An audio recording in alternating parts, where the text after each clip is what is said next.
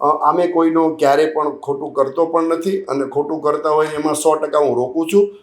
પક્ષને એવું લાગે જો આપશે તો અમે વિચારશું. 6,000 કરોડ રૂપિયાનો બિઝનેસ કરતી સુરતની ધ વરાછા કોઓપરેટિવ બેંકમાં 31 વર્ષ પછી ચૂંટણી કરવાની નોબત ઊભી થઈ છે. એ નોબત એટલા માટે ઊભી થઈ કે 6 ઉમેદવારો એવા હતા કે જેમણે એમના ફોર્મ પાછા નહોતા ખેંચ્યા.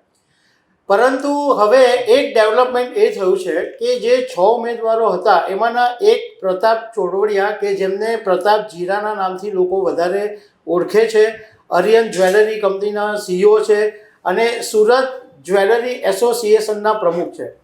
પ્રતાપભાઈને એવું લાગ્યું કે આમાં જે સહકાર પેનલ છે, જે સત્તાધારી પાર્ટીના જે 12 ઉમેદવારો ઉભેલા છે એમને સમર્થન આપવું જોઈએ, એટલે એમણે એ લડતમાંથી પીછેહટ કરી દીધી છે. તો એ શું કામ મતલબમાં સહકાર પેનલને એમણે સમર્થન આપ્યું, એ બધા મુદ્દા પર આજે પ્રતાપભાઈ જીરાવાલાની સાથે આપણે વાત કરીશું.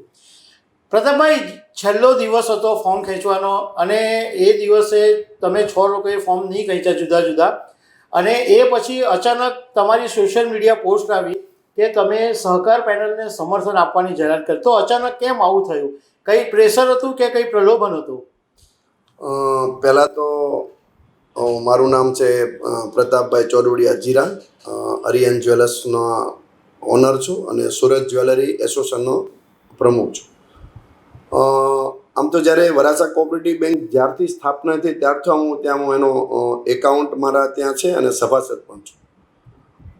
જ્યારે ચૂંટણી ડિક્લેર થઈ અને ત્યારે એવું નક્કી કર્યું હતું કે ભાઈ આપણે વરાછા કોઓપરેટિવ બેંકમાં આપણે સિંગલ આપણે ત્યાં એમાં ઉમેદવારી કરવી. ઉમેદવારી કર્યા પછી એવી નહોતી ખબર કે આપણી જે આ પેનલ છે એ અંદરો અંદર જે મિત્રો જ પેનલમાં ઊભા રહેશે. ઊભા રહેવાનું કારણ એ જ હતું કે નક્કી નહોતું કે કેટલી પેનલો આમાં ઉમેદવારી કરે.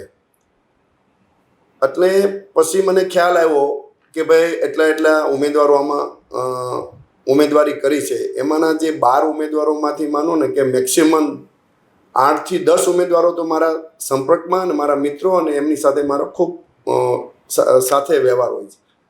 ફોર્મ 100% મારે ખેંચી લેવાનું હતું. જ્યારે ખેંચવાની તારીખ હતી ત્યારે હું હતો વતનમાં અમરેલી સાહેબ. પછી મારા ઉપર ઘણા ફોન આવ્યા સામેની પેનલમાંથી કે પ્રતાપભાઈ, અમે લોકો જે ઊભા છીએ એમાં તમને કાંઈ ડાઉટ છે અથવા અમારી ઉપર કોઈ શંકા છે અથવા તમારે જો ઊભું રહેવું હોય તો અમે કોઈ ફોર્મ પરત ખેંચીને તમે ઊભા રહો. મેં એવું કીધું કે એવું નથી, હું વતનમાં છું, આવું પછી હું યોગ્ય નિર્ણય તમને આપીશ.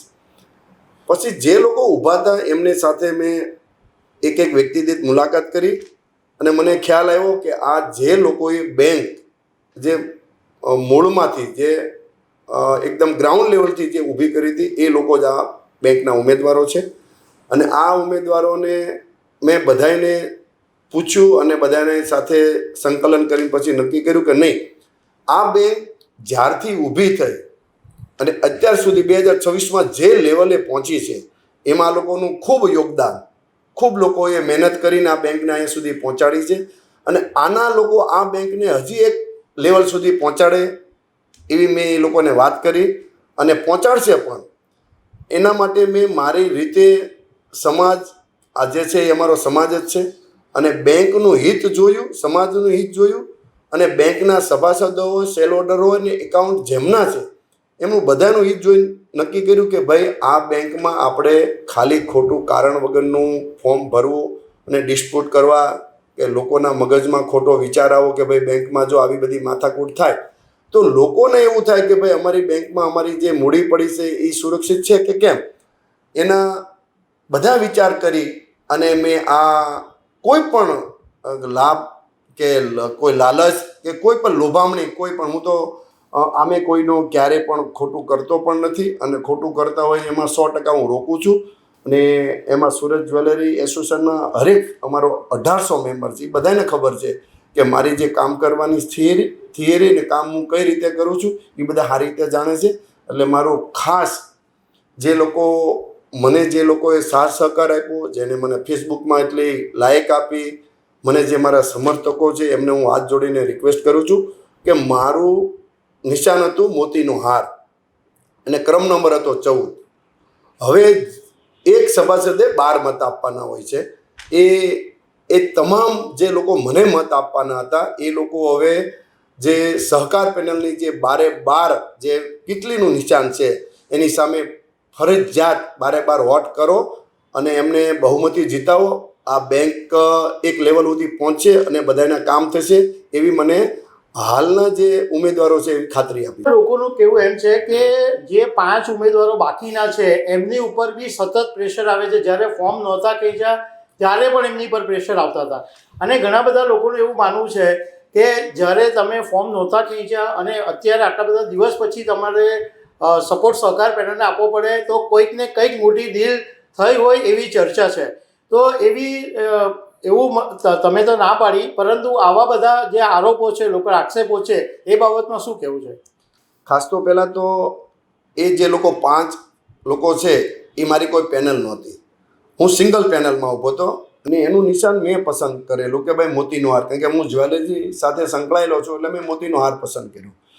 પછી જ્યારે અંદર અમને મિટિંગ કરી અને ત્યારે અમને બધાને પૂછવામાં આવ્યું કે ભાઈ તમારે વ્યક્તિગત કયું નિશાન રાખવું છે એમ. તો ત્યારે મને પણ પૂછ્યું કે ભાઈ તમારે શું, તો મેં એમ કીધું ભાઈ મારો મોતીનો હાર. પછી એ લોકો જ્યારે 5ને પણ પૂછ્યું કે ભાઈ તમારે કયું નિશાન રાખવું છે, એટલે એમને એવું કીધું કે ભાઈ પ્રતાપભાઈને જે નિશાન છે એ અમે રાખી શકીએ. તો કે હા રાખી શકો, એને પૂછો. એટલે મેં કીધું ભાઈ રાખો, મને કોઈ વાંધો નથી. મેં પેનલ તો ત્યારે પણ નહોતું કીધું ને અત્યારે પણ લોકો મારી પેનલમાં નહોતા. હું તો એક સિંગલ તરીકે જ ઊભો હતો. હવે એને પોતાની રીતે જો મારો મોતીનો હાર છે એ એને નિશાન રાખ્યું છે, પણ એનો મતલબ એવો નથી કે હું એમની સાથે પેનલમાં જોડાયેલો હતો. એ અત્યારે મારા મોતીના હારથી લોકો પ્રચાર કરે છે એટલે એવું લાગે કે ભાઈ પ્રતાપભાઈનો અમને જે લાભ કે જે મળવાની હોય એ અમને પણ મળે. પણ હું તો ખાસ કહું છું કે આ બેંકની સાથે હું તો વર્ષોથી સંકળાયેલો છું.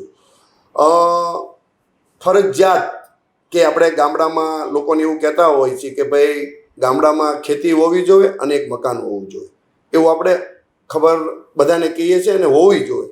એમ હું મારા સુરત જ્વેલરી એસોસિએશનમાં તમામ સભ્યોને કહું છું કે તમે કોઈ પણ બેંકમાં, ઇન્ટરનેશનલ કે કોઈ પણ બેંકમાં તમે એકાઉન્ટ ખોલો, પણ વરાછા કોઓપરેટિવ બેંકમાં એક ખાતું તો ફરજિયાત હોવું જ જોઈએ, કારણ કે એ બેંક આપણી છે. એના માટે એનું ખાતું હોવું જોઈએ, જેથી કરીને ક્યારેય પણ કાંઈ પણ ઇસ્યુ હોય તો આપણી બેંક આપણને સાથ સહકાર મદદ કરતી હોય છે. અને બીજી વાર હું તમને ખાસ કહું છું કે પ્રેશર 100% હતું મારી ઉપર, એવું નથી. પણ એ પણ તમને ખબર છે કે હું કોઈના પ્રેશરથી વંશ થઈ જાઉં અને હું ઝૂકી જાઉં એવું પણ નથી. પણ મેં ઘણા પણ વિચાર કર્યા છે કે એમાં ઘણા લોકો અંદર ઇન્વોલ્વ થયા હતા. અને પછી આપણે તો ખબર છે કે બિઝનેસમેન માણસ છીએ એટલે અહંકાર, અભિમાન તો હોવું ન જોઈએ બિઝનેસમેનને. એટલે મેં મારી રીતે ખુદ વિચાર કર્યો કે ભાઈ જો અવડા સમાજની વ્યક્તિઓ આપને કહેતા હોય તો આ બેંકમાં તો બીજું કાંઈ લઈ તો લેવાનું નથી, કાંઈ મળવાનું તો છે નહીં. કાંઈ બીજું ખબર છે કે ભાઈ ડાયરેક્ટર હું ચૂંટાણો તો હું એક વ્યક્તિ ચૂંટાવાનો હતો, તો ડાયરેક્ટરને પણ અત્યારે આરબીઆઈના એવા નોર્મ્સ આવી ગયા છે કે ડાયરેક્ટરને પણ લોન નથી મળતી, ડાયરેક્ટરના ભાઈને પણ નથી મળતી, કે ડાયરેક્ટરના કોઈ બ્લડ રિલેશન એને પણ નથી મળતી. તો આ માત્ર એક સંસ્થા એવી છે કે સેવા કરવાની છે, લોકો સુધી, નાના વર્ગો કે નાના માણસોને સરળતાથી લોનો મળે. અને જે લોકો બેંક એકાઉન્ટ હોય એમને કોઈ દુર્ઘટના બને ત્યારે અમારી ત્યાં વરાછા કોઓપરેટિવ બેંકમાં એમને બધા વીમાના ચેક પણ આપતા હોય છે. બેંકની સારી કામગીરી છે. અને બેંકમાં ફોર્મ ભરવાનું કારણ એ હોય છે કે બેંકના ડાયરેક્ટરોને પણ ખબર હોવી જોઈએ કે ભાઈ બેંકમાં શું ચાલી રહ્યું છે, કઈ રીતનું વર્તન થઈ રહ્યું છે, કઈ રીતે લોકોનું કામ કરી રહ્યા છે, એ પણ આપણને ખબર હોવી જોઈએ. એના માટે મેં ફોર્મ ભર્યું હતું. અને જો મને એના તરફથી પૂરેપૂરો સહકાર અને વિશ્વાસ ન મળ્યો તો હું ફોર્મ પાછું ખેંચવાનો નહોતો. પણ મને બધી શ્યોરિટી મળ્યા પછી મને કોઈ લોભ કે પ્રલોભ કે કોઈ લાલચ વગર મેં કોઈ પણ શરતી નહીં, કોઈ શરત નહીં, એમ જ મેં એમને સહકાર પેનલને ટેકો જાહેર કરી દીધો છે. અને જ્યાં સુધી ચૂંટણી નહીં પૂરી થાય ત્યાં સુધી મારો ટેકો જાહેર જ રહેશે. અને મને 100% વિશ્વાસ છે કે આ સહકાર પેનલના 12 ઉમેદવારો જંગી બહુમતીથી જીતશે. ને ફરી વાત કહું છું કે મારો જે નેકલેસ, જે મોતીનો નેકલેસનો હાર હતો એને મત હવે દેવાના નથી. એના બદલે તમે જેટલા મારા હિતેશુ હોય, મારા મિત્રો, દોસ્તાર, સગાવાલા, સંબંધી, જ્યાં સુધી મારી પોસ્ટ પહોંચી હોય એ બધાને નમ્ર વિનંતી છે કે 12 મત કેટલીના નિશાન ઉપર સરકાર પેનલની સામે જ આ તમારે સિક્કો મારવાનો છે અને બહુમતીથી ચૂંટાવવાનો છે. પ્રતાપભાઈ, આજે ગુજરાતમાં સ્થાનિક સ્વરાજ્યની ચૂંટણીની જાહેરાત થઈ ગઈ, તારીખ જાહેર થઈ ગઈ અને ભાજપના નિરીક્ષકો આજે સુરત પણ આવેલા છે. તો કોર્પોરેશનના ઇલેક્શનમાં તમને ટિકિટ મળવાના ચાન્સ કેટલા છે? વોર્ડ નંબર 4માં મારો રેસિડન્ટ છે અને વોર્ડ નંબર 5માં મારો બિઝનેસ છે. મારું એક એવું હોય છે કે અમે નરેન્દ્ર મોદી સાહેબની જે વિચારધારા છે એની સાથે જોડાયેલા છીએ. આમ હું બીજેપીનો સક્રિય કાર્યકર છું અને પેજ કમિટીનો પ્રમુખ પણ છું.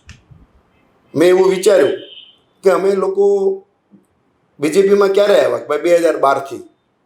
તો 2012થી અમે આવ્યા તો અમારી પહેલાંના જે લોકો જે કાર્યકરો છે તો એમને પણ ટિકિટનો લાભ મળવો જોઈએ.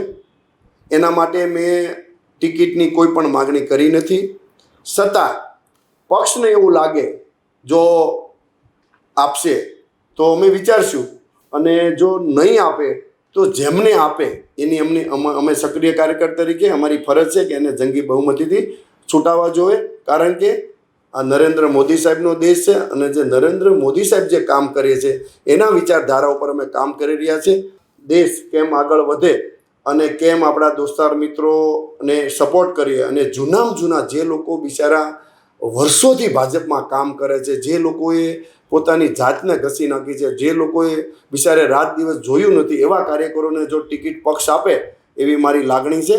અને એ કાર્યકરો પાસે જો એની પાસે વ્યવસ્થા નહીં હોય લડવાની તો અમે બધી વ્યવસ્થા પૂરી કરીને અમે જંગી બહુમતી ચૂંટાડશું. તો દર્શક મિત્રો, આ હતા પ્રતાપભાઈ જીરા. મેં તમને શરૂઆતમાં ઓળખાણ આપી તેમ કે સુરત જ્વેલર એસોસિએશનના પ્રમુખ છે અને આર્યન જ્વેલરી એમના અહીંયા સુરતમાં શોરૂમ પણ છે. એમણે દિલ ખોલીને આપણી સાથે બધી વાત કરી છે. Pratapbhai, thank you very much. ખબર છે .com પર વાત કરી.